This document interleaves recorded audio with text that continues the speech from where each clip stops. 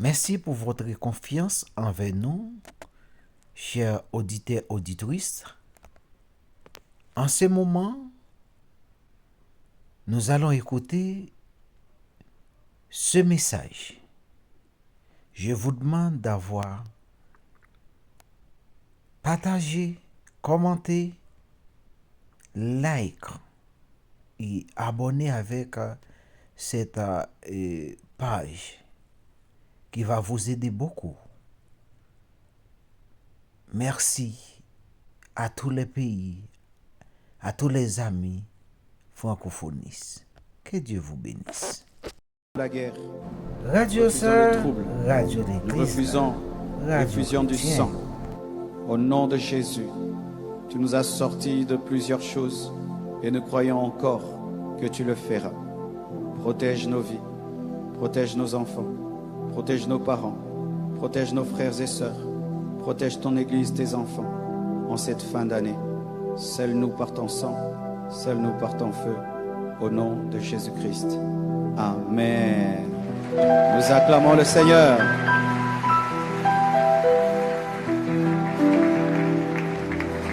Saluez votre voisin ainsi que votre voisine. Je vous salue au nom de Jésus-Christ. Soyez bénis, bénis, bénis, bénis, bénis, bénis. Je prie au protocolaire de remplir le temple avant de mettre les gens dehors. C'est mieux que tout le monde soit dans le temple avant de mettre les gens sous des tentes.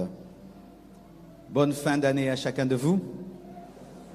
Ceux qui sont au coin, prenez patience. Je crois la semaine prochaine, nous allons fermer le coin là pour que nous n'ayons plus des interférences avec l'autre assemblée.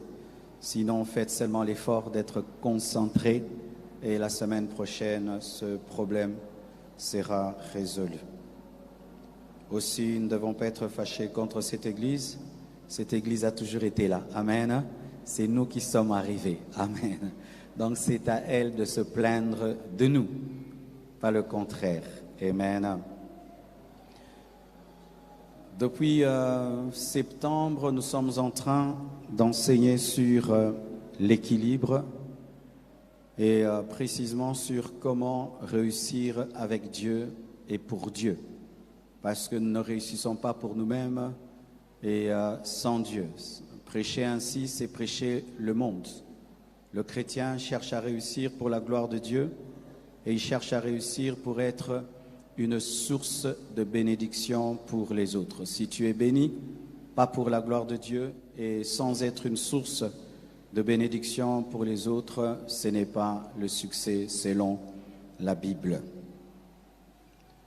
Mon sous-thème aujourd'hui, c'est l'importance de la loyauté dans le succès. L'importance de la loyauté dans le succès. Je te demande de le dire à ton voisin de gauche, ton voisin de droite, ton voisin de devant, ton voisin de derrière, seulement ton voisin qui te sourit. Amen. Tenons-nous debout, s'il vous plaît.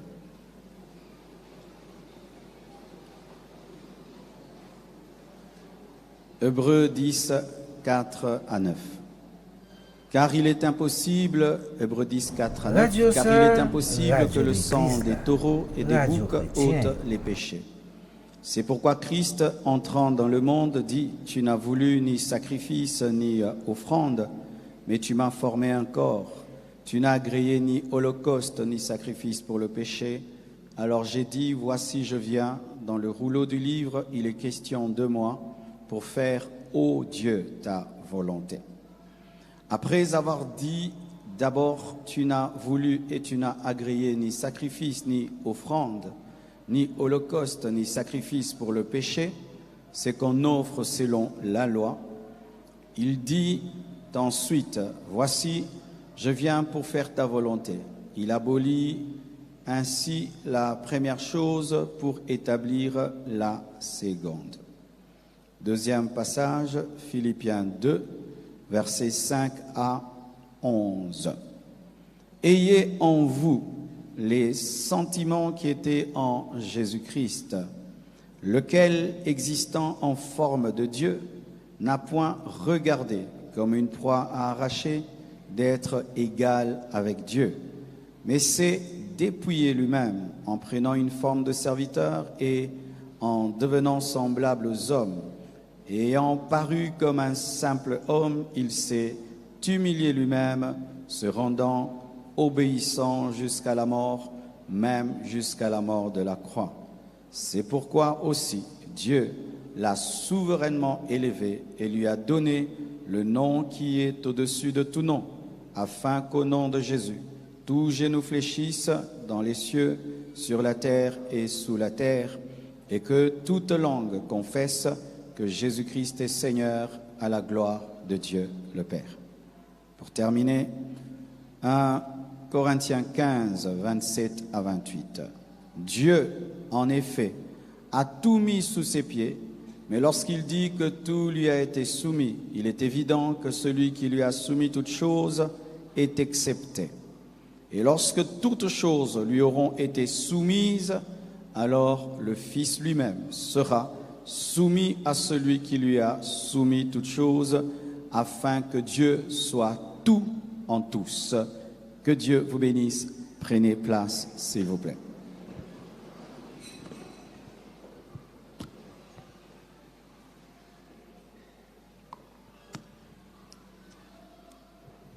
Alors, mes frères et sœurs, tout d'abord, j'aimerais définir c'est quoi la loyauté. On dit aux gens, tu dois être loyal, tu n'es pas loyal, sois loyal. C'est quoi la loyauté?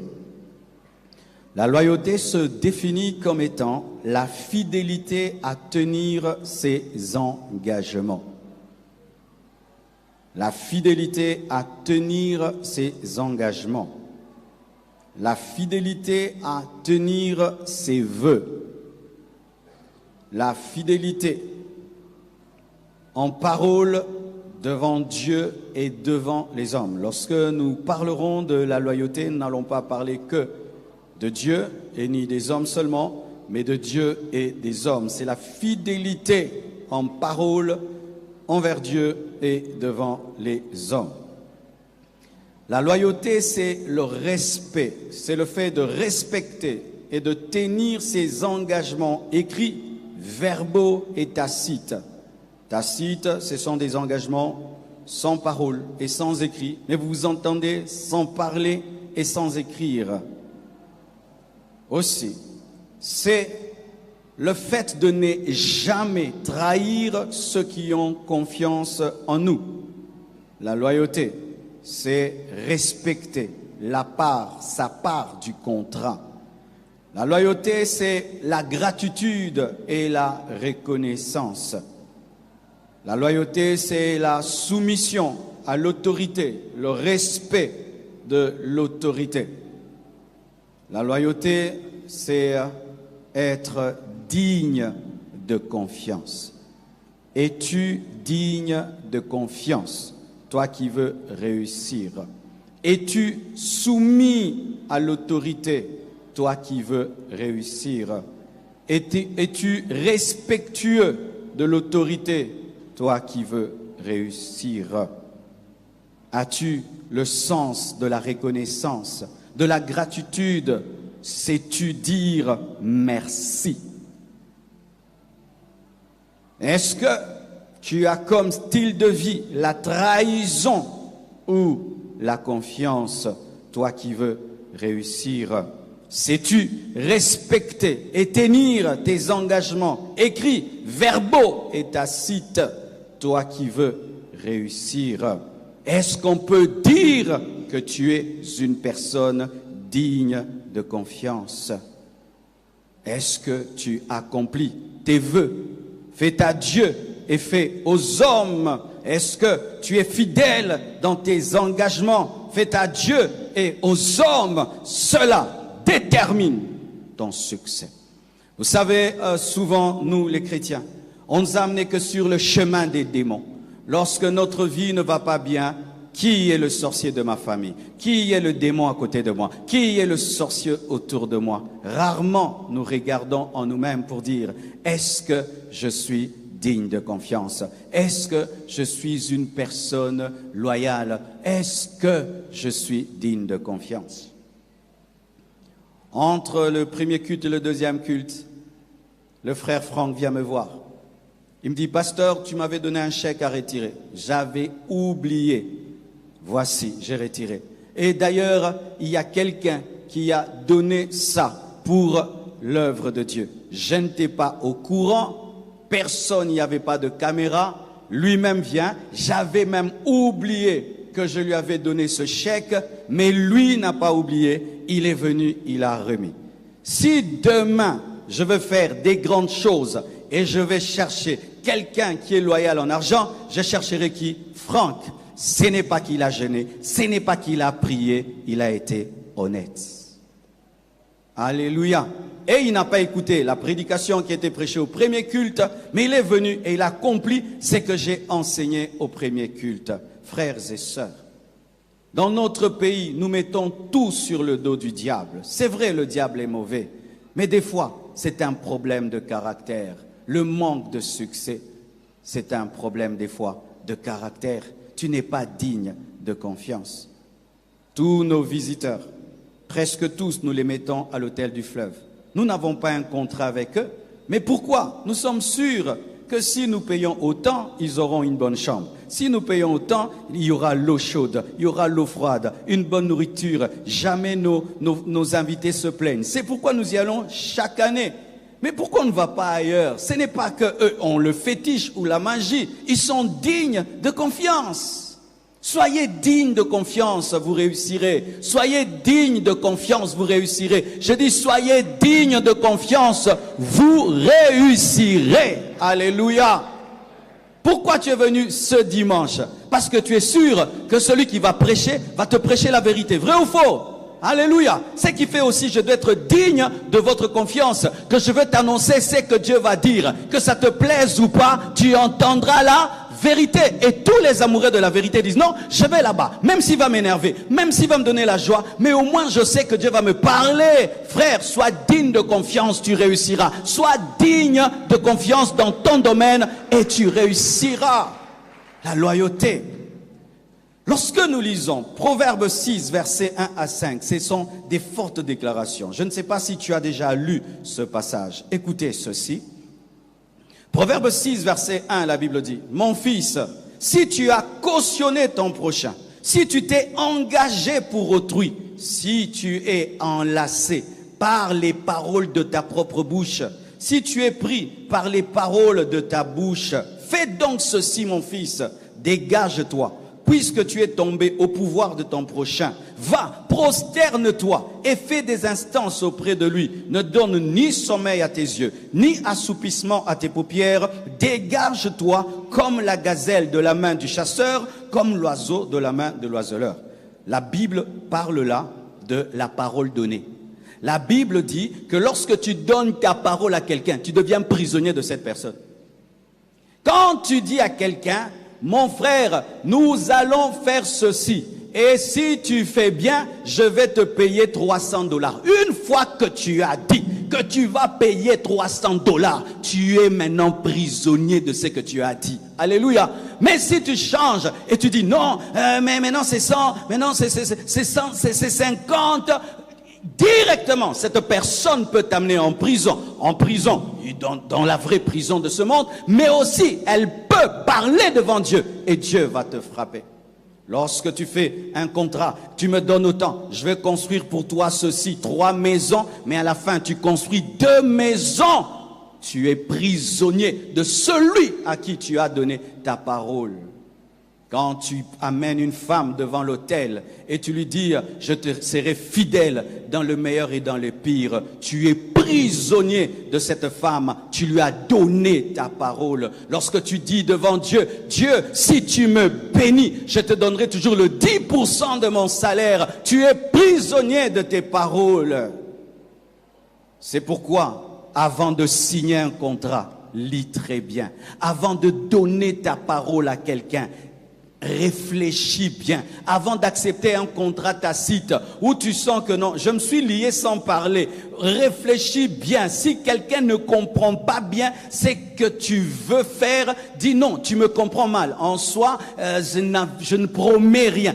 Il faut que tu prennes au sérieux tes engagements. Sinon, tu es prisonnier. Sinon, tu es sous l'emprise et le joug de quelqu'un d'autre. Et la Bible dit que lorsque tu vis une telle situation, fais de ton mieux, le plus rapidement que possible, pour te dégager en accomplissant ta parole. On se sort d'un engagement en accomplissant sa parole. Les gens qui s'engagent et puis se désengagent, qui jurent et qui parjurent, font des engagements et détruisent ces engagements, perdent la confiance et perdent le succès. Qu'est-ce qui détruit notre monde? La démagogie, n'est-ce pas? Je ferai, et puis on ne fait pas. Je ferai, et puis on ne fait pas. C'est ce qui détruit l'Afrique. Parler sans accomplir.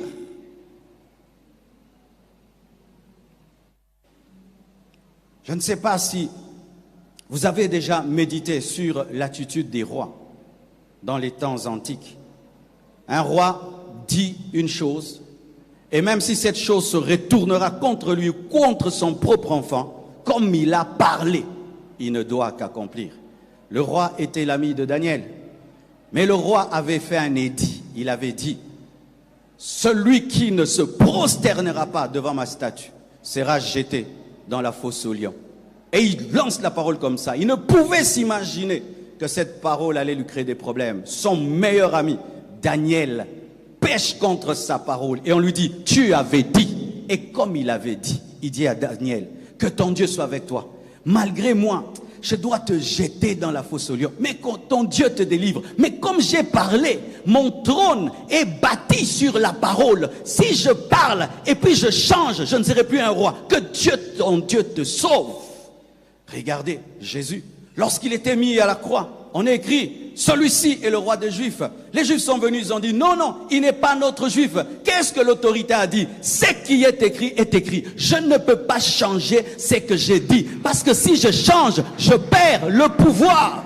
Mais quand tu parles, tu changes, tu corriges, et tout, tu perds la crédibilité. Les gens qui changent tout le temps leurs paroles perdent la crédibilité. Imaginez si la Bible tout le temps était révisée, changée, modifiée. On n'allait jamais croire en la Bible. Mais Dieu dit que personne ne doit ajouter, personne ne doit retrancher. C'est pourquoi la Bible est puissante, parce que c'est une parole qui ne change pas.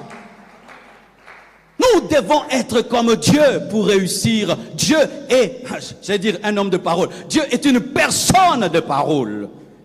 Il ne se dédie pas, il ne se renie pas. Le fondement du trône des rois était fondé sur la loyauté, fondé sur leur parole. Et s'il te promet, il le fera. De sorte que lorsque Esther est venue devant le roi, et le roi lui a dit, demande-moi même la moitié de mon royaume, je te le donnerai. Je vous assure, si Esther avait demandé la moitié du royaume, le roi l'ait donné. Parce que eux, leur royauté était fondée sur le caractère. Frères, sœurs, pour réussir, il ne suffit pas seulement d'être intelligent. Il faut avoir un caractère. Il faut être loyal envers Dieu et envers les hommes. Alors, je vais parler tout d'abord de la loyauté envers Dieu. Ensuite, je parlerai de la loyauté envers les hommes. Je vous avais lu Hébreux 10, Philippiens 2 et 1 Corinthiens 15. Ces trois versets sont liés. Hébreux 10 révèle un constat. Personne n'était capable d'accomplir la loi de Dieu. Dieu avait besoin de sauver l'homme, mais aucun prophète, aucun ange ne pouvait satisfaire sa justice. Alors Jésus-Christ accepte de venir accomplir la volonté de Dieu et de prendre corps, de prendre chair pour que Dieu puisse avoir un sacrifice parfait qui peut accomplir sa parole. Et Philippiens 2 nous parle de l'humilité de Jésus-Christ qui, étant Dieu, Fils de Dieu, s'est dépouillé. C'est pourquoi Dieu, le Père, lui a donné le nom qui est élevé au-dessus de tout autre nom. Dieu l'a élevé et son nom est élevé au-dessus de tout autre nom. Au-dessus de tout autre nom, de sorte que lorsqu'on dit Jésus, tout genou fléchit au ciel, sur la terre et sous la terre.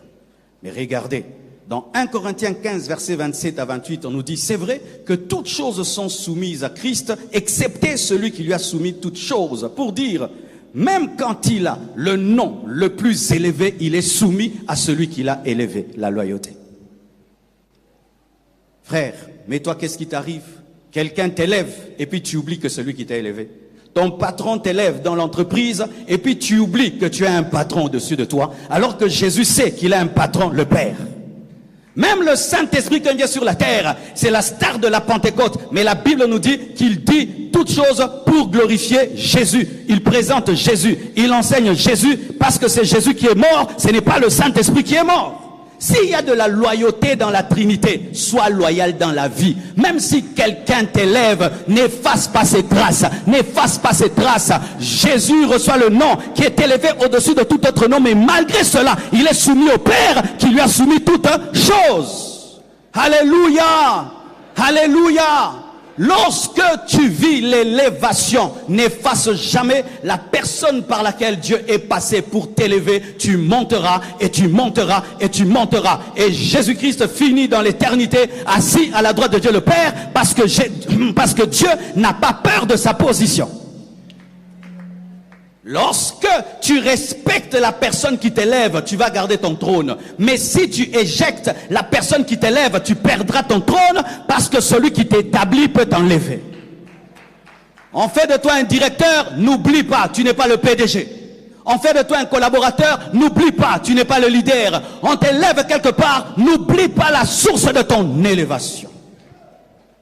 Et tu auras du succès. Parce que des fois, mes frères, il faut travailler autour du trône pour avoir le trône. Il faut travailler pour le trône. Enfin d'avoir le trône, il faut servir celui qui est sur le trône pour avoir ton propre trône. Il faut être un bon serviteur pour devenir un bon patron. Il faut être un bon serviteur pour devenir un bon patron. Il faut être un bon disciple pour devenir un bon maître.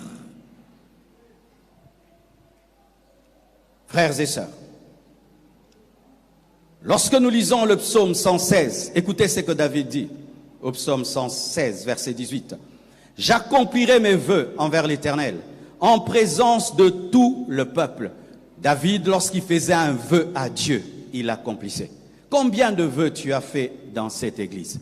Je vais acheter les carreaux. Jusqu'à ce qu'on a fini à careler, tu n'as jamais donné l'engagement que tu avais promis.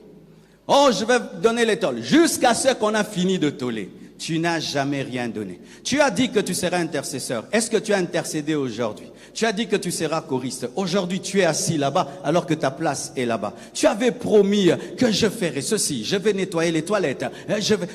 Tu as promis d'être dans tel département. Tu quittes le département. Tu as promis de donner ceci. Tu as plein d'enveloppes à la maison de Alpha 30 à Alpha 40. Tu as pris des engagements, mais tu as oublié. Tu as oublié. Tu promets à Dieu de faire des choses, mais tu veux que Dieu fasse des choses. Tu promets à Dieu, tu ne réalises pas, mais tu veux que Dieu fasse des choses dans ta vie. Mes frères et sœurs, Dieu n'est pas un distributeur de succès. Dieu, c'est un père. Dieu, c'est un pédagogue. Lorsqu'il voit que tu ne respectes pas ta part de contrat, lui aussi, il ne fait rien, parce que avec Dieu, c'est du donnant-donnant. Avec Dieu, c'est du donnant-donnant.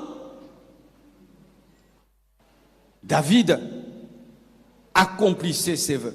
Et des fois même, il les accomplissait en public. Frère, je prie que Dieu te donne la mémoire de tes vœux. Et il est temps que tu accomplisses tes engagements. Et comment on réalise ces engagements? Ecclésiaste 5, verset 4, la Bible dit.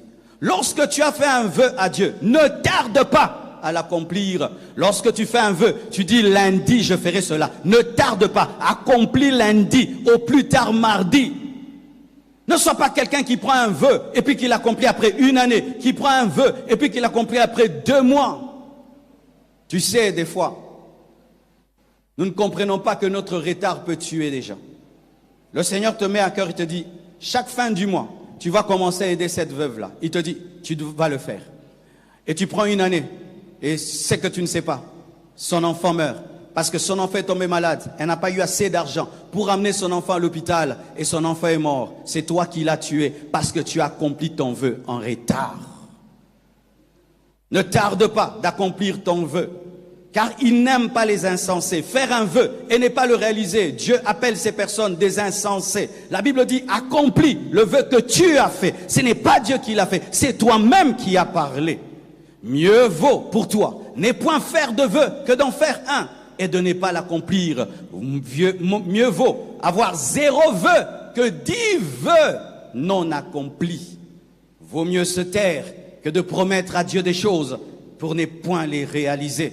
Ne permets pas à ta bouche de faire pécher ta chair. Donc, je peux par un vœu amener le malheur dans mon corps. Par un vœu, je peux amener le malheur dans ma vie. Parce que dit, ne permets pas ta bouche de faire pécher ton corps, ta chair. C'est-à-dire que ta vie est dans ta bouche.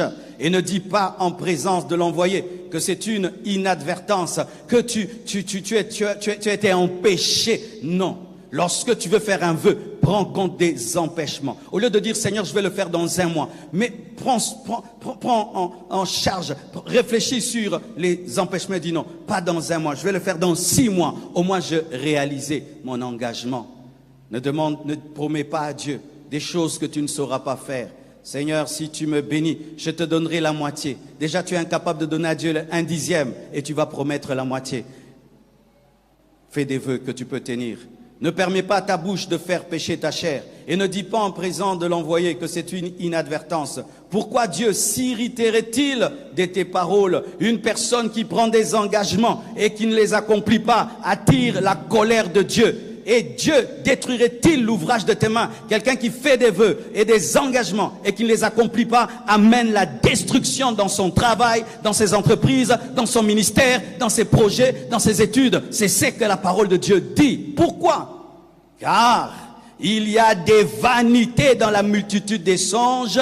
Il y en a aussi dans beaucoup de paroles. Il y a de la vanité dans beaucoup de vœux, dans beaucoup de paroles. C'est pourquoi crains Dieu. Lorsque tu fais un vœu, tu dois le faire dans la crainte. Parce que quand tu as parlé, Dieu a entendu et il attend que tu accomplisses rapidement ce que tu as promis. Accomplissez rapidement ce que vous avez promis. Tu as promis de laver les toilettes. Frère, ne quitte pas le culte sans laver les toilettes. Tu as promis je ne sais pas quoi que tu vas faire à l'orphelinat. Que cette année ne prenne pas fin sans que tu le fasses. Accomplis rapidement ton engagement et ne permets pas ta bouche de faire pécher ta chair, dit la parole de Dieu. Alors j'aimerais nous donner un exemple de loyauté. 2 exemples ou 3 de loyauté et 2 exemples de déloyauté envers Dieu. Jephthé. Jephthé était fils d'une prostituée. Son père l'avait enfanté dans le péché. Mais il vivait avec ses frères qui étaient les enfants de la femme légitime. Ses frères étaient faibles et lui étaient forts. La Bible dit que malgré qu'il était le fils d'une prostituée, Jephthé était un vaillant héros. Ainsi, il combattait pour ses frères et leur accordait la victoire. Mais la Bible dit, lorsque ses frères sont devenus grands, ses frères lui ont dit, tu n'hériteras pas avec nous parce que ta mère est une prostituée. C'est alors que Jephthé s'en va et il va habiter Tob. Et là, il donne des coups de main. Il devient le leader des hommes de rien. Et là-bas, ses frères, fils de la femme légitime, ont des problèmes. Ils sont attaqués par des pécheurs. Et ils cherchent à vaincre, ils n'y arrivent pas. Ils ressentent un vide. Jephthé, qui les protégeait, n'est pas là. Et ils vont chercher Jephthé. Et Jephthé leur dit, quand j'étais là et je combattais pour vous, vous m'avez chassé, vous m'avez traité d'être un enfant de prostituée. Et maintenant vous avez besoin de moi. Cette fois-ci, si je combats pour vous, promettez-moi que je serai votre chef. Pourquoi ils ont été loyaux? Au début, c'est parce qu'ils étaient faibles. Ce sont ces personnes qui sont loyales dans la faiblesse. Tu es pauvre et là tu es soumis. Tu es faible, dépendant, là tu es soumis. Il suffit seulement que Dieu te donne la richesse. Il suffit seulement que Dieu t'élève. Tu renverses Jephthé. Ce sont des gens qui, dans le temps de leur faiblesse, manifestent une soumission, mais qui est fausse. C'est parce qu'il ne peut pas te manquer du respect. C'est toi qui l'aides, c'est toi qui le soutiens. Il attend le jour qui sera fort. C'est alors qu'il va te rappeler tes origines. C'est pourquoi tu ne seras pas béni. Tu ne seras pas élevé. Parce que Dieu peut lire dans ton cœur que tu attends la force et la grandeur pour être déloyal. Mes frères, j'ai vu des jeunes frères venir à l'église ne connaissant pas la parole. Tu lui enseignes la parole, tu lui enseignes comment écouter le Saint-Esprit. Et puis même tu lui donnes une église et tu dis écoutez-le, écoutez-le. Quand les gens commencent à croire en lui, ils sont à 400 personnes. Il vient te dire, Dieu m'a dit de quitter la compassion et de mettre cette église tel autre nom. Et puis change de nom. Pourquoi? Parce qu'il est devenu fort. Maintenant, il peut se couper de toi. Il va continuer à vivre. Il peut se couper de toi. Il a déjà une église. Il peut se couper de toi. Il a déjà des disciples. Frères, sœurs, cette loyauté que tu as, ce respect que tu as, c'est le respect des faibles ou bien c'est le vrai respect? L'honneur que tu as, c'est quel honneur? C'est l'honneur des faibles ou c'est le vrai respect? Le temps va finir par révéler. La force, la bénédiction finira par manifester qui tu es vraiment. Lorsqu'ils sont devenus forts, ils ont dit, Jephthé, dégage! On n'a plus besoin de toi. Mais vous devez savoir ceci. Jephthé est grand. Pas parce que vous avez fait de lui un grand. C'est Dieu qui l'a établi comme grand. Et il y a des personnes, tu ne peux jamais l'éjecter de ta vie si Dieu l'a établi. Ils ont chassé Jephthé, mais un vide est resté dans leur vie que seul Jephthé pouvait combler. Alléluia! Alléluia! Ne soyez pas des profiteurs. Ne profite jamais de la force d'un homme. Et tu te caches et tu dis, oh, je te respecte, je t'honore. Mais en soi, non, tu attends le moment pour devenir fort. Tu attends le moment pour le dévorer. C'est comme si tu prends soin d'un lionceau. Pendant un temps, tu penses que c'est toi qui le domine. Le jour qu'il grandira, il te mordra et il te dévorera. Et souvent, ces personnes, tu sens, elle peut travailler avec toi, mais sa soumission est fausse. C'est faux. Tu sens seulement qu'il n'a pas le choix, Et des fois, ces gens, tu dis, viens. Il vient pas directement. Il traînaille un peu et puis il vient. Fais. Et puis il fait. Mais tu sens qu'il n'est pas heureux de te servir. Il attend le moment pour devenir fort et te renverser. Tu n'iras pas loin, mon frère. Les déloyaux engendrent la déloyauté. Les rebelles engendrent des rebelles. Les traîtres n'engendrent que des traîtres.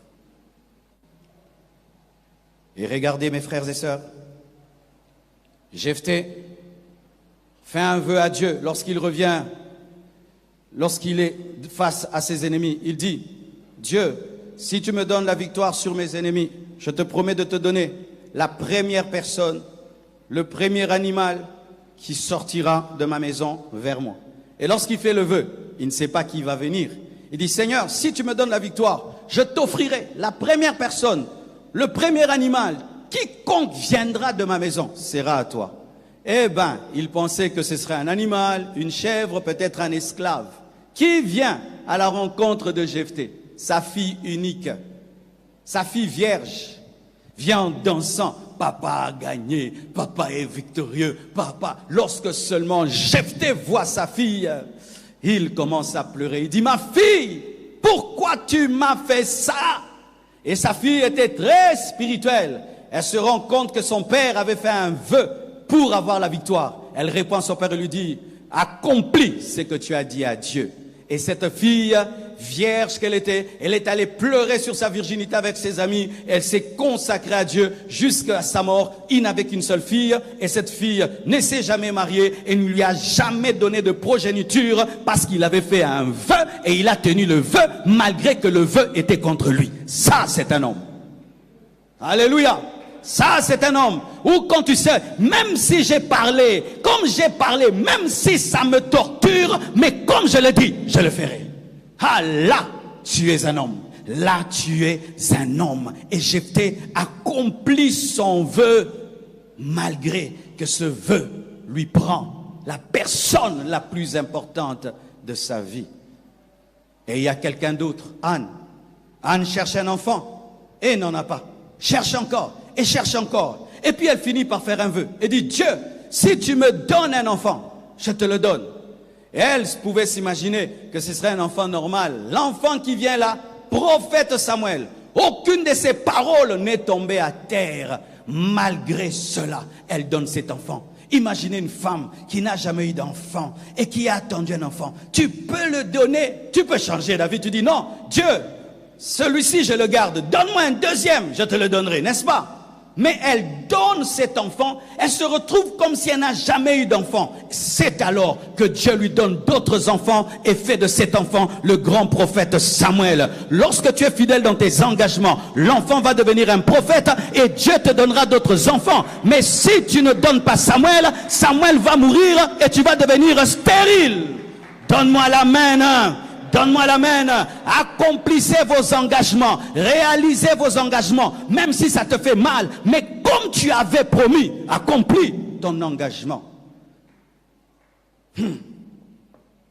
Dieu, je te promets, vous venez à l'église. Dieu, je te promets, j'épouse cette fille dans le meilleur et dans le pire. Après tu reviens. Oh, elle est sorcière. Oh, depuis que je l'ai épousée, je n'ai plus d'argent. Depuis que je l'ai épousée, je ne vois pas que... Tu avais dit dans les pires. Les pires, c'est ça. Tu vas accomplir ton vœu. Tu vas accomplir. Et si tu me cherches, je vais te fuir. Je n'ai pas le temps d'écouter des gens qui veulent briser leurs engagements. Frères, sœurs, réfléchissez bien avant de promettre quelque chose à Dieu. Réfléchissez très bien. Seigneur, j'abandonne tout pour te servir. Et puis demain, tu ne sers plus Dieu. Homme d'affaires, tout le temps, tout le temps, tout le temps, tout le temps. Homme de Dieu. Toi qui as quitté le ministère, tu es devenu un homme d'affaires. Mais tu avais dit à Dieu, j'abandonne les affaires pour être dans le ministère. Maintenant, ce sont les affaires qui ont pris la place du ministère. Fais attention, tu as brisé ton engagement. Tu as brisé ton engagement. C'est pourquoi tu peux réussir devant les hommes, mais tu es en train d'échouer. Parce que la parole que tu avais donnée, tu ne la respectes plus. Anne accomplit sa promesse, malgré que cela l'a fait souffrir pendant un temps. Mais comme elle avait parlé, Oh Jésus, les apôtres étaient des hommes de rien. Pierre était un pêcheur de poissons, un analphabète qui ne connaissait ni la parole et qui n'avait pas la puissance de Dieu. Dieu lui donne l'onction, Dieu lui donne la parole. Et lorsque Pierre commence à prêcher et commence à faire des miracles, les gens viennent pour l'adorer. Écoutez ce que Pierre dit. Je suis un homme de la même nature que vous. C'est la foi au nom de Jésus qui a guéri cet homme. Lorsque Dieu t'utilise, rends gloire à Dieu. Lorsque Dieu t'utilise, rends gloire à Dieu. Lorsque les hommes viennent te donner la gloire de Dieu, dis, ce n'est pas moi, je suis un homme. Je suis un homme. Marcelo est un homme. Adorez Jésus, n'adorez pas Marcelo. Ne soyez pas fanatique de Marcelo, soyez disciple de Jésus-Christ. Si tu ne vas jamais m'aimer, ce n'est pas grave, mais aime Jésus-Christ. Celui qui est mort à la croix pour toi, celui qui a versé son sang, celui qui revient bientôt, celui qui va t'amener au paradis. Que je ne prenne jamais la place de Dieu dans ta vie, car je suis un homme de la même nature que toi. Donne-moi un amen. Ne prends jamais la place de Dieu lorsqu'il te bénit. Ne prends jamais la place de Dieu lorsqu'il t'utilise. Ne prends jamais sa place. Rends-lui toute la gloire. Mais regardez un déloyal, Salomon. Salomon, quelle grâce d'être choisi. Sa mère c'était la femme d'un autre homme, la femme d'Uri. David tue son mari et prend cette femme. Quand il meurt, il épouse cette femme. Et l'enfant qui naît de Bathsheba, Salomon, il n'était pas l'enfant de la première femme. Malgré que son origine est impure, Dieu fait de lui un roi. Dieu lui donne la sagesse, Dieu lui donne l'intelligence et Dieu lui-même ajoute richesse et gloire. Et quand il entre dans la gloire, dans la richesse, qu'est-ce qu'il fait? 700 femmes, 300 femmes, 700 concubines. C'est 700 femmes ou 300 femmes? 300 femmes, hein? Ok, vous voyez déjà même, il a tellement fait des choses qu'on ne sait même plus concubines et femmes. Mais en tout, 1000 femmes. Avec quoi? La richesse que Dieu lui a donnée. Avec quoi? La sagesse que Dieu lui a donnée. Et il prend la sagesse de Dieu, il l'utilise pour collectionner des femmes. Il prend l'intelligence de Dieu, il l'utilise pour collectionner des femmes. Et il prend la richesse que Dieu lui a donnée, il donne ça à ces femmes pour adorer des faux dieux. Quelle déloyauté! Quelle déloyauté! C'est comme là, tu es un jeune étudiant et tu pleures. Dieu te donne un bon boulot. Et puis Dieu ajoute, et puis ajoute. Demain, tu deviens multimillionnaire. Et là, maintenant, tu es dans la débauche. tu es dans l'ivrognerie et tu vas jusqu'à toucher à la magie. Qu'est-ce que le diable a fait pour toi? Il fallait qu'il vienne lorsque tu n'étais rien. Dieu t'a pris quand tu n'étais rien. Dieu t'a ramassé dans la poubelle et Dieu t'a donné une forme. Et maintenant tu remercies Dieu comment? En allant adorer Baal et Astarté. Ne blesse jamais le cœur de Dieu. Ne blesse jamais le cœur de Dieu. Si tu veux le succès, que ton succès ne blesse jamais le cœur de Dieu. Ne prends jamais ce qui est à Dieu pour le donner à Satan. Ne prends jamais ce qui est à Dieu pour le donner au monde. Ne prends jamais ce qui est à Dieu pour le donner au péché. Mais que tout ce que Dieu a fait de toi puisse servir à sa gloire. Je n'adorerai pas Satan avec ce que Dieu m'a donné. Je n'adorerai pas Satan avec ce que Dieu fait en moi. Mais tout ce que je suis et tout ce que je fais sera une louange, sera une action de grâce, sera une adoration. Et ainsi Dieu t'élèvera, t'élèvera, t'élèvera, t'élèvera, t'élèvera. Pourquoi? Il a confiance en toi. Donne-moi l'amen. Donne-moi l'amen. Que Dieu ait confiance en toi et qu'il ne regrette pas de t'avoir béni. Regardez Lucifer. Dieu le crée parfait en beauté. Lucifer était, il n'est plus, il était parfait en beauté, parfait en sagesse. La musique a été créée pour lui. Il était couvert de pierres précieuses. C'était lui qui était chargé de diriger l'adoration céleste. Et quand les anges adorent, ça passe par Lucifer. Et il prend, il amène vers Dieu. Il prend, il amène vers Dieu. Il prend, il amène vers Dieu. Et les anges pouvaient lui dire, ah, Lucifer, tu sais que tu es beau. Hein? Oh, Lucifer, mais tu sais que tu as des pierres précieuses. Oh, Lucifer, tu sais que tu es intelligent. Alors, il prend, il amène. Un jour, il dit, non, ça c'est pour moi. Dieu a trop reçu de louanges. Il a trop reçu d'adoration. Moi aussi, je suis Dieu. Moi aussi, je suis parfait. Moi aussi, tu oublies que toi, tu es une créature et lui est le créateur. Tu oublies que toi tu as un commencement et lui n'a pas de commencement. Tu oublies que les pierres précieuses c'est Dieu qui les a mises sur toi. La beauté c'est Dieu qui t'a donné. L'intelligence c'est Dieu qui t'a donné. Même la position c'est Dieu qui t'a donné. Et lorsqu'il oublie cela, il est précipité et devient le diable. Diable, où est ta beauté? Si c'était ta beauté, c'est parti où? Réponds. Satan, où est partie ta beauté? Elle a été ravie par celui qui te l'a donnée. C'est pourquoi le diable, pour t'apparaître, il doit mettre le make-up. Pourquoi? Parce qu'il est vilain. Maintenant, pour t'apparaître, il doit mettre le make-up. Parce que la Bible le dit, il se déguise, il se make-up en ange de lumière. Parce qu'il n'est plus un ange de lumière, c'est un ange de ténèbres. Mais l'original est toujours auprès de Dieu. Et il nous dit que nous sommes la lumière du monde. Nous sommes la lumière du monde. Nous sommes la lumière du monde.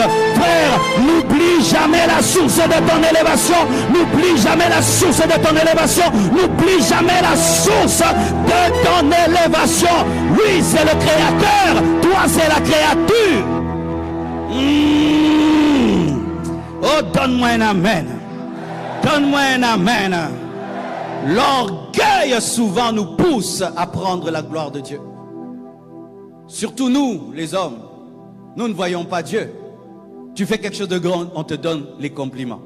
Tu parles bien, on te donne les compliments. Tu chantes bien, on te donne les compliments. Tu prêches bien, on te donne des compliments. Tu pries pour que quelqu'un est guéri, on te donne les compliments. Pourquoi? Parce qu'on ne voit pas le Dieu qui t'utilise. Mais même si on ne le voit pas, toi tu dois le voir par la foi. Ces mains-ci, qu'est-ce qu'il y a dedans? Il n'y a rien.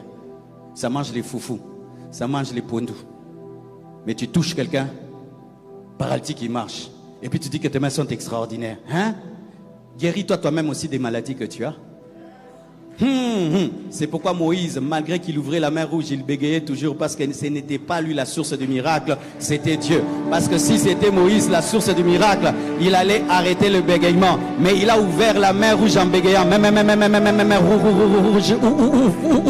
Ouvre-toi. Pourquoi ce n'est pas toi qui ouvre la mer, mais c'est le Dieu qui est en toi qui ouvre la mer. Demeure humble, demeure humble, demeure humble, demeure humble, demeure humble, demeure humble. Oh, gloire à Dieu, le robinet ne doit pas se glorifier, c'est la régie des eaux qui doit se glorifier. Car si la régie des eaux ferme, tu n'auras plus de l'eau. Même si tu donnes de l'eau à gauche et à droite, tu n'es pas la source, tu n'es qu'un instrument. N'oublie jamais cela. Ne sois jamais déloyal.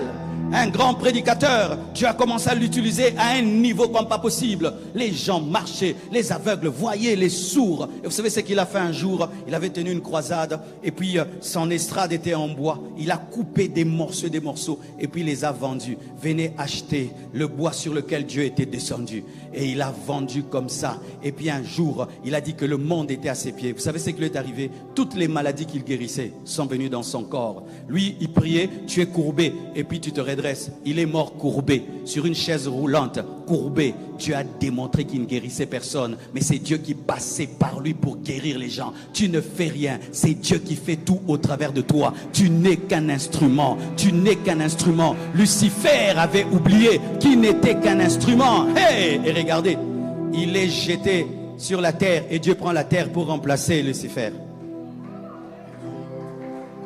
Qui reçoit l'ordre d'adorer? Dieu cherche des adorateurs parmi les hommes, des hommes qui sont faits de la motte des terres. Il prend la poussière et il souffle dans la poussière. La poussière devient un homme, afin de corriger Satan, pour lui dire tu n'es pas terrible, même la poussière peut te remplacer. C'est pourquoi Satan est jaloux de nous quand on adore, parce que nous sommes des mottes de terre créées à l'image de Dieu et nous faisons son travail et il est très jaloux de nous. Et nous, lorsque nous entrerons dans le paradis, nous n'allons jamais sortir, mais lui il était dans le paradis, il est sorti. Frère, rends gloire à Dieu. Chaque fois que Dieu te lève, chaque fois que Dieu te bénit, sois une publicité pour la gloire de Dieu. Ce n'est pas moi, mais c'est Dieu. C'est la foi au nom de Jésus-Christ qui a guéri cet homme. Je suis un homme de la même nature que vous. Oh, gloire à Dieu. Parlons de la loyauté envers les hommes. Parce que des fois, nous les chrétiens tombons dans un piège. Dieu passe par quelqu'un pour me bénir. Mais je dis, ah oui, c'est Dieu. Mais Dieu peut ordonner à quelqu'un de te faire du bien, il refuse. Vous savez ça? Et ça retarde ta bénédiction. Dieu peut me parler, il me dit, Marcelo, fais du bien à tel. Je refuse. Ça ne va pas avoir lieu. Mais qu'est-ce qui se passe souvent? Dieu passe par quelqu'un pour te faire du bien. Et tu dis seulement à Dieu merci. Mais la personne par laquelle Dieu est passé pour te faire du bien. Vous êtes qu'un instrument, pamba, pamba, en français. Tu n'étais qu'un simple instrument inutile. Inutile. Arrêtez cela. Je sais que je suis inutile, mais toi ne le dis pas. Frères et sœurs, même Jésus-Christ est appelé la postérité de la femme. Il est venu sur la terre au travers d'une femme. Et il respecte les femmes. Mais toi, tu ne respectes personne. Tu dis, moi, je prie, Dieu agit. Dieu agit. Quand Dieu agit, il passe par quelqu'un pour te faire du bien. Presque tout ce que tu es, il y a quelqu'un qui est passé par là. Le français que tu parles, il y a un professeur de français qui te l'a enseigné. N'est-ce pas? Le diplôme que tu as, il y a un professeur qui te l'a donné. N'est-ce pas? L'éducation que tu as, il y a un parent qui te l'a donné. N'est-ce pas? Si on étudie tout, tu es le produit de Dieu au travers des hommes. Mais toi, tu ne respectes pas les hommes. Et tu dis que tu vas réussir. Mais tu vas réussir où? Sur la terre, c'est la terre des hommes. Dis la terre des hommes. Dis la terre des hommes. Dis la terre des hommes. Tu as une boutique, l'autre a une boutique. Toi, tu ouvres à 6 heures, l'autre à 10 heures. Ce chef est content parce que tu ouvres à temps, l'autre est malheureux. Qu'est-ce qui va se faire? La boutique qui ouvre à 6 heures va prospérer plus que la boutique qui ouvre à 10 heures. La boutique qui ouvre à 10 heures va fermer et tu vas perdre l'emploi. Mais l'autre, comme il était loyal envers son chef et qu'il arrivait à temps, cette boutique va prospérer. Peut-être demain, il ouvrira sa propre boutique. C'est passé par qui? Par Dieu, mais aussi au travers d'un homme. Soyez loyaux envers Dieu et envers les hommes. Regardez. Judas. Parlons tout d'abord de la déloyauté de Judas. Et là, je prends Jésus-Christ comme un homme parce qu'il était totalement homme et totalement Dieu. Judas entre dans le cercle fermé de Jésus-Christ pour découvrir sa faiblesse afin de le vendre. Jésus n'avait pas de faiblesse, mais Jésus-Christ avait une habitude. Régulièrement, il priait à un endroit. Et Judas connaissait son programme. Et c'est lui qui a conduit les ennemis de Jésus-Christ vers lui. Jésus-Christ s'habillait comme ses disciples, il ressemblait à ses disciples. C'était difficile dans le noir de le distinguer des autres. Mais Judas, qui était proche de lui, pouvait le distinguer. Et il lui fait un baiser qu'on appelle le baiser de Judas, afin de canaliser les ennemis vers lui. Tu es entré dans le cercle de quelqu'un et tu as tout fait pour y entrer. Il a eu confiance en toi et tu es entré dans son cercle et tu l'as détruit. Tu es à côté d'un grand et tu es en train de le détruire. Tu es à côté d'un ami et ce que tu sais faire, c'est parler tout le temps derrière son dos, le détruire. Et comme ça provient de toi, les gens ne doutent pas parce que tu es à côté de lui. Vous savez, lorsque quelqu'un qui est loin de vous parle du mal de vous, les gens ne prennent pas cela au sérieux. Mais quand c'est quelqu'un de proche qui dit, moi je le connais, d'ailleurs je vais l'appeler maintenant, et tu appelles, on a des preuves que tu es proche, quand toi tu parles, ça a du pouvoir. Voici ce que je te dis. Quitte le cercle privé d'un homme si tu ne l'aimes pas. Je répète, quitte le cercle privé de quelqu'un si tu es un traître. Quitte le cercle fermé de quelqu'un si tu es en train de le détruire. C'est une malédiction. Ayez peur de toutes les personnes qui ont confiance en vous. Ayez peur de toutes les personnes qui vous aiment tellement. Parce que cet amour, lorsque tu ne sais pas le recevoir, se change en malédiction. Judas n'a pas reçu l'amour que Jésus lui avait donné. Jésus lui avait même confié sa propre caisse et il en a profité pour voler jusqu'à vendre Jésus-Christ. Mais comment il a fini? Il a fini pendu, frères et sœurs. Tu sais pourquoi tu ne réussis pas dans la vie? Parce que tu ne fais que détruire tes amis. Tu ne fais que détruire les gens. Tu ne fais que trahir les autres. Et qu'est-ce qui arrive? Lorsque ces personnes arrivent au sommet, elles n'ont aucune reconnaissance envers toi. Frère, dans la vie c'est comment? J'arrive au sommet et je te fais monter. C'est ça le principe de la vie. J'arrive au sommet et puis je te fais monter. J'arrive au sommet et puis je te fais monter. Tous ceux qui sont au sommet sont arrivés au sommet au travers d'une relation.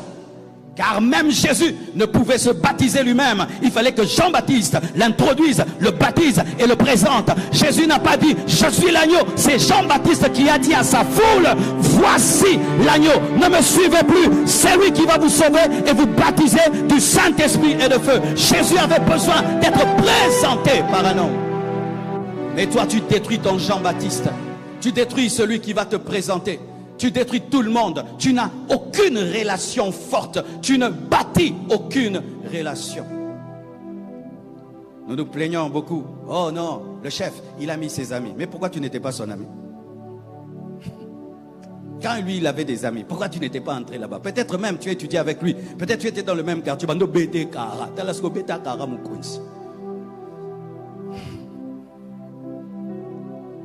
Frères, sœurs,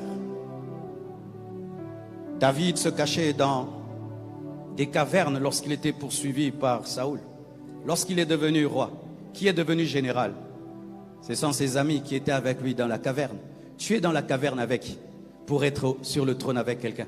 Si tu es avec moi dans la caverne, nous régnerons ensemble. Car il est écrit dans la Bible, ceux qui souffriront avec moi, régneront avec moi. Les disciples seront les fondements de la nouvelle Jérusalem céleste parce qu'ils ont accepté de souffrir pour le roi. Accepte de souffrir avec un ami. Accepte de bosser avec un ami. Pas seulement un ami, pour ton patron, pour ton chef, pour ton leader. Donne-toi totalement. Ne sois pas déloyal. Ne sois pas déloyal. Ne sois pas déloyal. Quelqu'un t'a aidé dans la vie, tu fais tout pour oublier. Pendant un temps, tu étais faible, quelqu'un est venu te soutenir, tu aimes effacer cette partie de la vie. Les personnes qui n'ont pas de mémoire sont souvent déloyales. Les personnes qui n'ont pas de mémoire sont souvent ingrates. C'est pourquoi Jésus-Christ, lorsqu'il fait marcher le paralytique, il lui dit quoi? Prends ton lit et marche, afin que tu n'oublies pas que tu étais un paralytique. Et chaque fois que tu regarderas ton lit, tu te souviendras que tes pieds ne fonctionnaient pas. Ainsi, tu ne vas pas te transformer en karatéka, mais en gagneur d'âme. Ainsi, tu ne vas pas te transformer en judoka, mais en gagneur d'âme. C'est pourquoi n'efface pas tes anciennes photos. Garde les anciennes photos. Garde les photos où tu étais faible, où tu étais soutenu, où tu étais aidé. Afin que cela te donne de la mémoire et que tu ne puisses pas effacer l'histoire.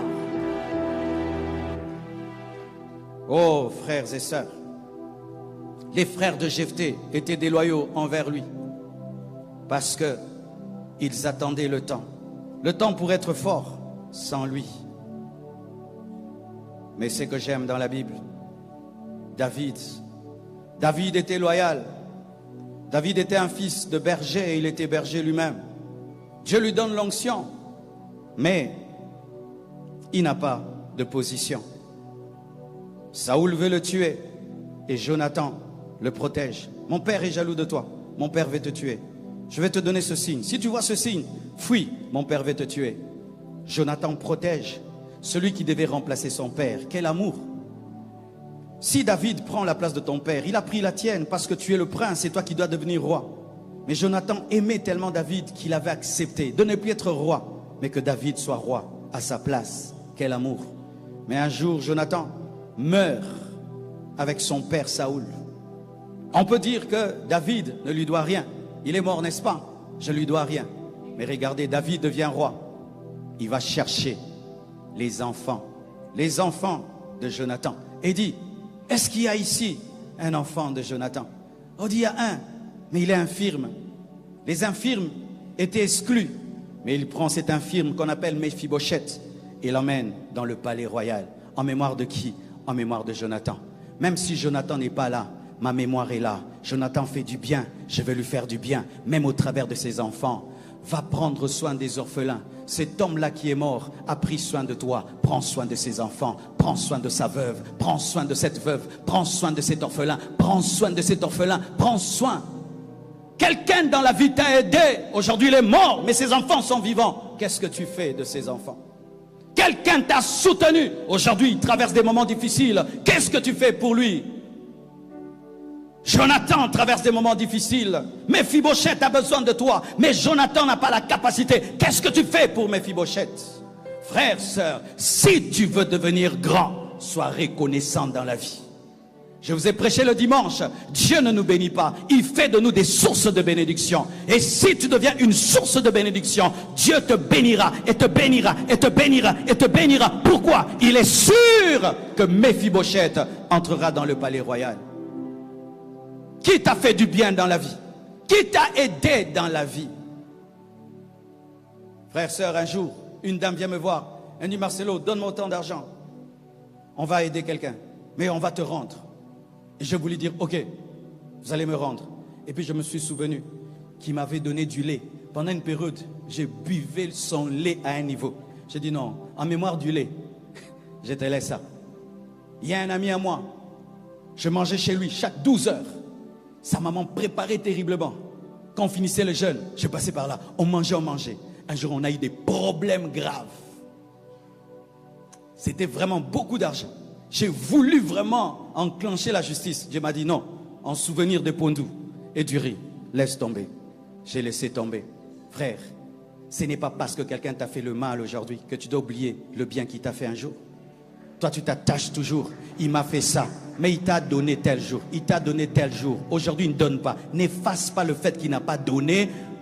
N'efface pas ce qu'il a donné parce qu'il n'a pas donné. N'efface pas les qualités d'un homme à cause de ses défauts. N'efface pas 10 années d'amour à cause d'une année de méchanceté. Rappelle-toi les bontés. Rappelle-toi les bontés. Parce que vous devez savoir qu'à la fin de sa vie, Jonathan n'était pas loyal envers David. Mais David s'est rappelé des périodes de loyauté. Mais souvent les personnes de loyal aiment les défauts des autres. Tu m'as fait le mal, oui, mais je t'avais fait le bien. Ça, tu as vite oublié le bien. Le bien. Les personnes qui n'aiment pas rendre le bien pour le bien s'attachent au mal qu'on leur fait. Mais les personnes qui veulent faire le bien s'attachent au bien qu'on leur a fait pour avoir la force de faire le bien. Vous voyez, lorsqu'on sort dehors, les petits qui nous demandent un peu. Lundi, tu vas lui donner, mardi. Samedi, tu ne donnes pas. Faux vieux mob, à cabarete, vieux flambeau. Pourquoi? Il a oublié. Samedi, c'est que tu as fait lundi, mardi, mercredi. Si quelqu'un t'a fait du bien dans ton enfance, ne l'oublie jamais. Si quelqu'un t'a fait du bien dans ta faiblesse, ne l'oublie jamais. N'oublie jamais Jonathan. Prends soin de Méphibosheth. Prends soin d'un orphelin. Prends soin d'une veuve. Prends soin de quelqu'un. Un jour, je priais et Dieu m'a dit, où est le pasteur Vicky? J'ai dit, oh, où est le pasteur Vicky?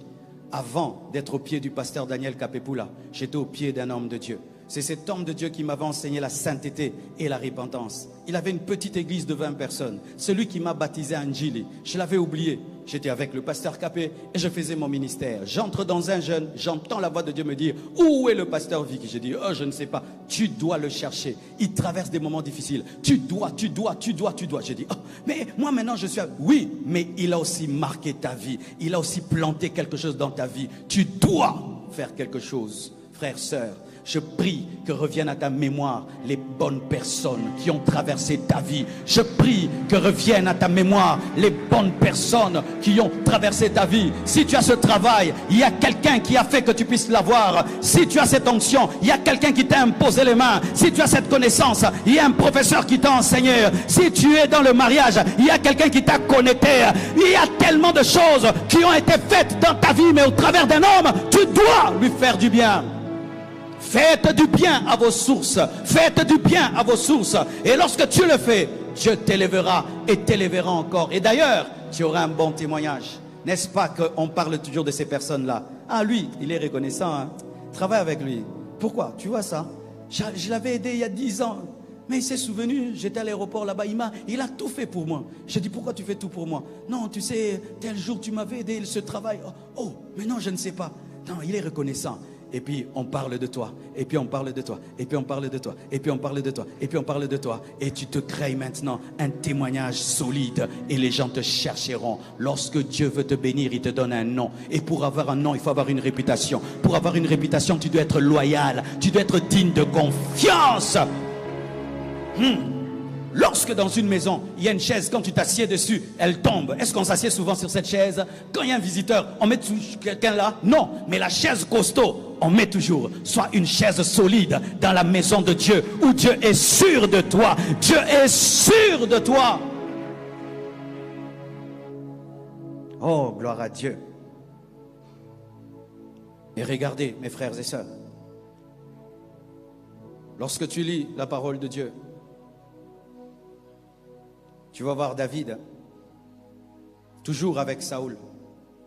David reçoit l'onction. Il est oint par Samuel pour devenir roi, mais il n'a pas le trône. Il va à la guerre, il trouve Goliath en train d'insulter l'armée de Dieu. Et il commence à dire, qu'est-ce qu'on donnera à celui qui vaincra cet incirconcis? Et cela arrive jusqu'aux oreilles de Saoul. Vous savez, souvent lorsque nous parlons de la victoire de David, nous ne parlons pas souvent de Saoul. C'est Saoul qui te donne le droit de te battre. Si Saoul ne te donne pas le droit, jamais tu ne vas combattre Goliath. Quelle que soit ton onction, il faut que lui te mette dans son dojo pour que tu puisses combattre. Et voici ce que David a manifesté comme reconnaissance. Malgré la jalousie de Saoul et que Saoul veut le tuer, jamais il n'a rendu le mal pour le mal. Il a respecté Saoul parce qu'il sait que c'est Saoul qui l'a introduit dans la guerre pour avoir un nom, pour que les femmes citent son nom. Ainsi, il n'a jamais touché. Saoul est mort, touché par Dieu, tué par un autre homme, mais jamais par David. Il ne l'a jamais touché. Frère, lorsque quelqu'un te fait entrer dans sa chose, ne vole pas sa vedette. Lorsque quelqu'un te fait entrer dans son réseau, ne vole pas sa place. Il a respecté Saoul. Même si il avait du succès dans le réseau, les femmes disaient il a vaincu 10 000, Saoul 1000, mais il n'a jamais touché son trône. Il n'a fait que servir Saoul jusqu'à ce que son temps arrive. Mais qu'est-ce que je remarque des fois? Tu ne connaissais pas tel. Moi je t'introduis. Tu commences à être tout le temps avec cette personne sans passer par moi. Tu voles les relations des gens. Ne volez pas les relations des gens. Ne volez pas les réseaux des gens. Ne volez pas. Crée ton propre réseau. Crée tes propres relations. Et si tu veux entrer dans le réseau de quelqu'un, entre avec sa permission. Entre avec sa permission. Entre avec sa permission. Un jour, une veuve vient me voir et me dit, pasteur, regarde ce jeune garçon-là. Je l'ai reçu dans mon entreprise. Je l'ai aidé à finir ses études. Je l'ai aidé à se marier. Et je lui ai montré tout ce que je fais. Il m'a volé mon entreprise. Il m'a volé mes clients. Comme j'étais très occupé et que je voyageais beaucoup, derrière moi, il a créé une autre entreprise. Son mari est mort. Elle est seule. Et ce garçon a volé l'entreprise de cette veuve. Quelle malédiction. Tu travailles chez un patron. Qu'est-ce que tu fais? Tu lui voles les clients. Tu travailles chez quelqu'un. Qu'est-ce que tu fais? Tu ne fais que prendre et prendre. Fais très attention. Ce que tu fais, on te le fera. Ne touche pas à Saoul parce que c'est Saoul qui t'a introduit pour que tu puisses affronter Goliath. Même si tu as l'onction, sans la permission de Saoul, tu ne peux attaquer Goliath. Tu vas dans une fête, ne vole pas la vedette. Aujourd'hui, nous commençons même à nous habiller mieux que les mariés. Hein? Vraiment. Tu vas dans une fête, au lieu marié, Toute la fête tourne autour de toi, mais c'est toi l'invité. On ne voit même plus la mariée. Laissez la mariée être la star de sa fête. Laisse celui qui a son anniversaire, que ce soit lui qui soit la star. Ne vole pas les succès des autres. Ne vole pas la place des autres. Attends ton temps. Il y a un temps dans la vie, tu dois te faire petit, afin que l'autre soit grand, jusqu'à ce que ton tour arrive. David avait une onction supérieure à Saoul, mais il a attendu le temps de se manifester. Des fois même, tu dois cacher ton intelligence et cacher tes compétences. On ne montre pas son intelligence partout et ses compétences partout. Des fois, fais-toi comme si tu es bête, parce que ce n'est pas le temps qu'on voit et que tu connais. Tu vas mourir avant le temps. Donne-moi l'amen, hein?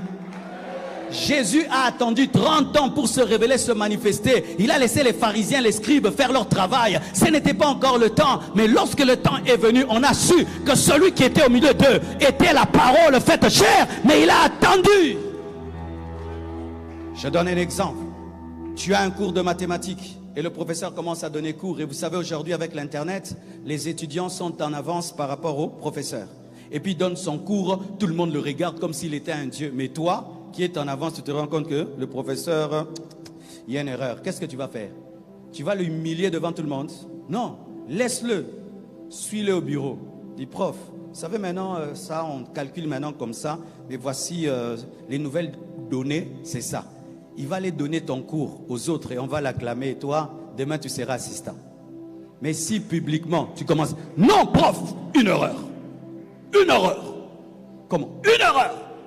Ça ne se déplaît. Maintenant, lui, comme il est sûr de lui, de dire non, j'ai raison.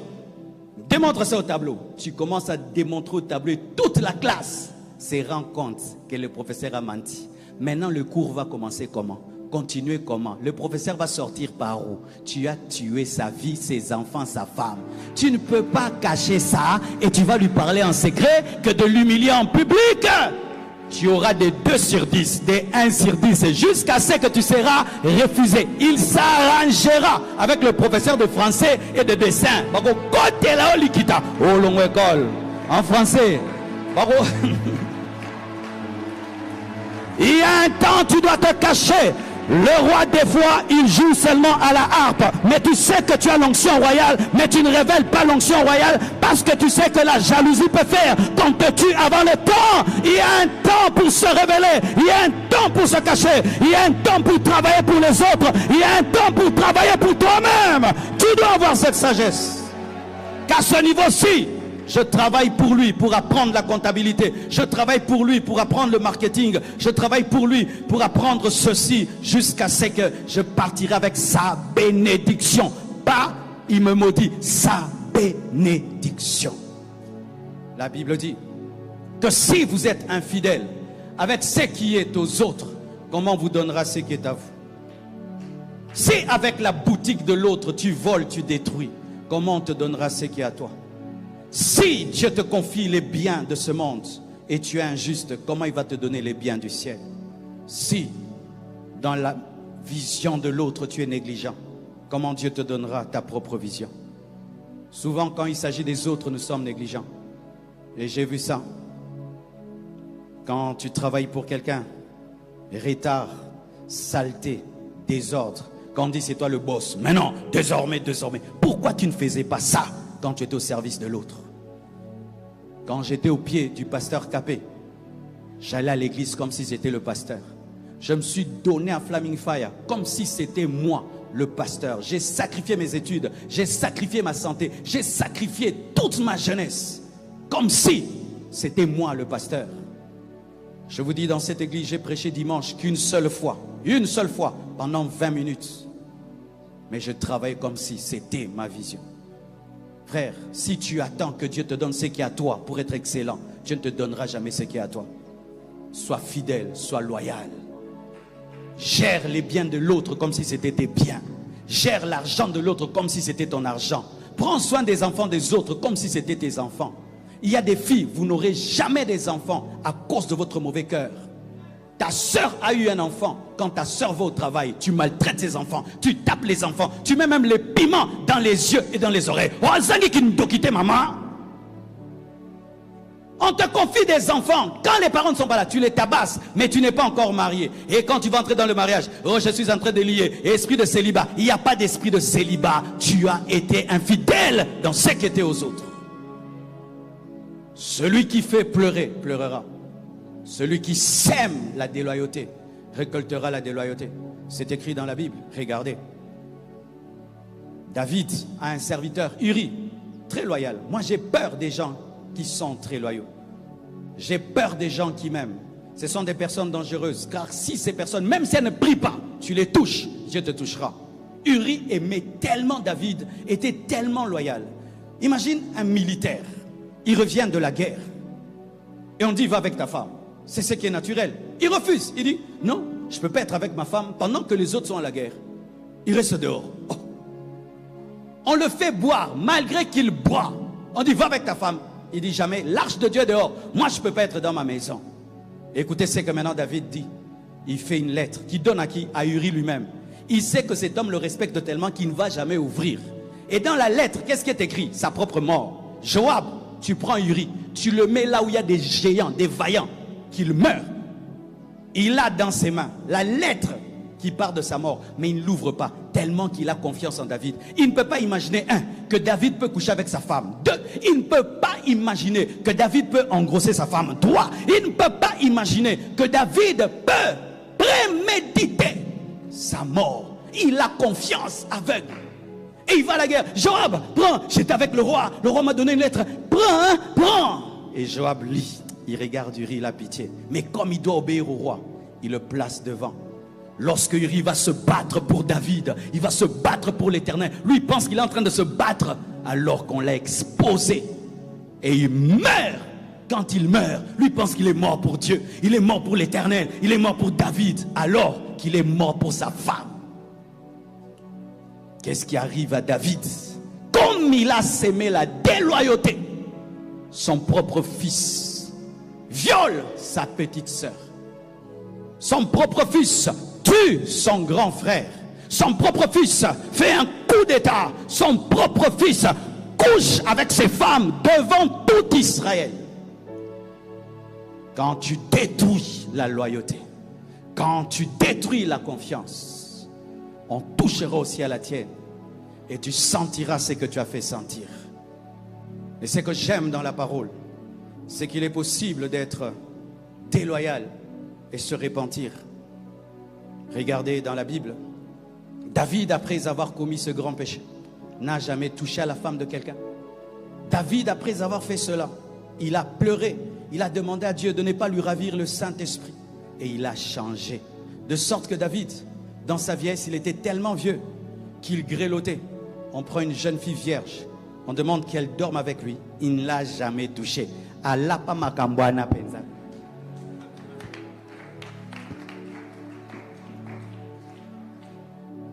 Pierre a trahi Jésus. C'est dans la souffrance qu'on a besoin de ses amis. C'est dans la douleur qu'on a besoin de son équipe. Jésus est seul, humilié, frappé. Pierre est en train de dire, je ne le connais pas, je ne le connais pas, je ne le connais pas, je ne le connais pas. Jésus à la croix, Pierre n'est pas là. Mais Jésus ressuscite et dit à Marie de Magdala, va dire à mes frères et à Pierre, je lui ai pardonné, que je lui précède en Galilée. Pierre se répand. Pierre prêche le jour de la Pentecôte. Et lorsque la mort revient encore devant lui, il accepte de mourir pour Jésus. D'ailleurs, il dit qu'il est indigne d'être crucifié, la tête en haut et les pieds en bas. Il dit, mettez ma tête en bas et mes pieds en haut. Car c'est un privilège que de mourir pour celui qui est mort pour moi. Tu peux commencer la vie dans l'ingratitude et dans la déloyauté. Mais un jour, tu prends conscience et tu te dis, je fais mal à Dieu et je fais mal aux autres. Je m'arrête et Dieu te pardonnera et Dieu te restaurera. Si tu veux réussir, développe la loyauté envers Dieu, que Dieu ait confiance en toi, et envers les hommes, que les hommes témoignent que tu es digne de confiance. Il y a un frère, par exemple, dans cette église qui est venu me voir. Il commence une entreprise de vente de farine. Il me dit, pasteur, j'ai besoin de 200 travailleurs. 100, je les prends à la compassion. Mais donne-moi des personnes qui ne vont pas voler. Imagine. Ces 100 personnes, je vais les chercher où? Je vais les chercher dans la foule? Non. Je vais les chercher parmi les ouvriers de l'église, parmi les présidents des départements, parmi des personnes que je connais. Parce que ce n'est pas parce que tu pries que tu peux vaincre l'argent. Imagine, si 50 frères de la compassion volent là-bas, notre témoignage est terni. Frère, et qu'est-ce qui va déterminer cette bénédiction? Ce n'est pas seulement le jeûne, la prière, c'est la loyauté. Je peux dire facilement, Franck, travaille là-bas, parce que j'ai lui confié des choses. Il a toujours été fidèle. Je peux dire, Zach, travaille là-bas. Frère tel, travaille. Il y a un frère de cette église, tu lui donnes 100 $. Après un mois, tu lui demandes le 100 $, il te rend le même billet, le même numéro. C'est pas qu'il l'utilise et puis il rendra, non. C'est ton billet qui va te rendre. Ce frère-là, tu peux dormir, tu sais que ce frère-là, l'argent n'a pas de pouvoir sur lui. Mais yo, tu voles même des téléphones à l'église. Tu voles des Bibles à l'église. Est-ce que c'est Satan qui te combat? C'est ton caractère. C'est pourquoi prie aujourd'hui que Dieu te donne un cœur loyal. Que Dieu vous bénisse abondamment.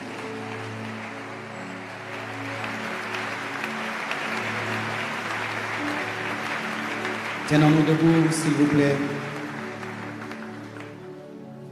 Ce message t'a touché, tu as besoin de l'aide de Dieu. Je te prie de t'approcher, s'il te plaît.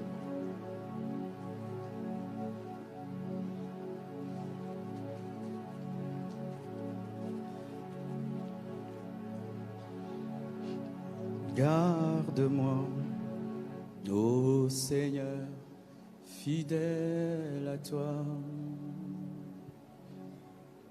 Garde-moi, ô Seigneur, fidèle à toi. J'ai un prix à remporter, des victoires à gagner, ô Seigneur, garde-moi, fidèle à toi. Approchez, nous allons prier. Garde-moi, ô Seigneur, fidèle à toi. Garde-moi, ô Seigneur, fidèle à toi. J'ai un prix à remporter, des victoires à gagner, ô Seigneur, garde-moi, fidèle. Prions le Seigneur. Que chacun de nous prie. Seigneur Dieu de gloire, délivre-nous de la déloyauté. Seigneur, délivre-nous de l'ingratitude. Seigneur, délivre-nous de l'orgueil. Seigneur Dieu de gloire, donne-nous ton cœur. Donne-nous, Seigneur Dieu de gloire, la soumission, le respect. Donne-nous la force de faire ce que nous disons. Donne-nous la capacité de faire ce que nous disons. Donne-nous la capacité de faire ce que nous promettons. Pardonne-nous, Seigneur, tout parjure. Pardonne-nous tout vœu non accompli. Pardonne-nous cela, Père éternel. Seigneur, je prie pour chacun de nous ici. Je prie que tu nous donnes des cœurs nouveaux, des cœurs changés, des cœurs transformés à ton image. Jésus-Christ, toi qui as reçu le nom qui est élevé au-dessus de tout autre nom, ta parole nous révèle qu'à la fin de temps, tu te soumettras au Père qui t'a soumis toutes choses. Accorde-nous dans la gloire et dans la souffrance. Donne-nous, Seigneur Dieu de gloire, nous humilier et d'être fidèles. Je te remercie car tu le fais et tu l'accomplis. Au nom de Jésus-Christ. Amen. Nous acclamons le Seigneur.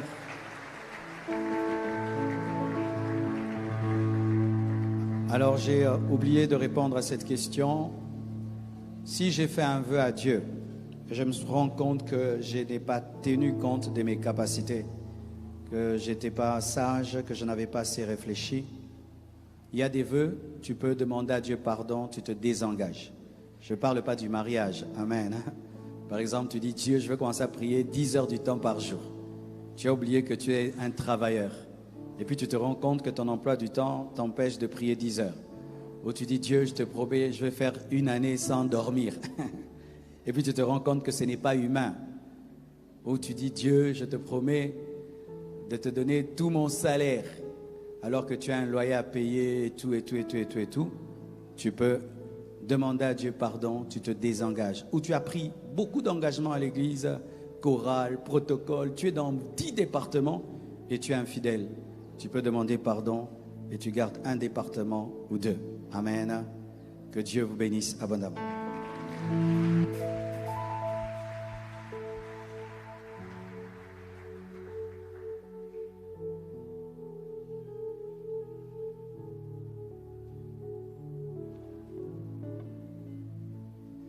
Gloire à Dieu, nous acclamons très fort le Seigneur pour cette